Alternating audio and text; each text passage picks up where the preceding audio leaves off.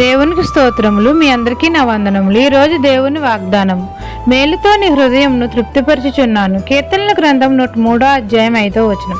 సైన్యములకు అధిపతి అయిన మన తండ్రి అయిన యెహోవా పక్షిరాజు యవ్వనం వలె నీ యవ్వనము క్రొత్తదగుచుండునట్లు మేలుతో నీ హృదయంను తృప్తిపరచుచున్నాను అని మనతో సెలవిస్తున్నాడు. మనం అందరము దేవుని నీతిని అనుసరించి జీవించాలి, నీతి క్రియలను చేయాలి. అప్పుడు తండ్రి కృప మన పట్ల సమృద్ధిగా ఉంటుంది. తండ్రి యందు భయభక్తులు కలిగి జీవించినప్పుడు భూమి కంటే ఆకాశం ఎంత ఉన్నతముగా ఉన్నదో మన అందరి ఎడల తండ్రి కృప అంత అధికంగా ఉంటుంది. తండ్రి దీర్ఘశాంతుడు కాబట్టి మనము కూడా దీర్ఘశాంతము కలిగి జీవించాలి. అప్పుడు తండ్రి మేలుతో మన హృదయములను తృప్తిపరుస్తాడు.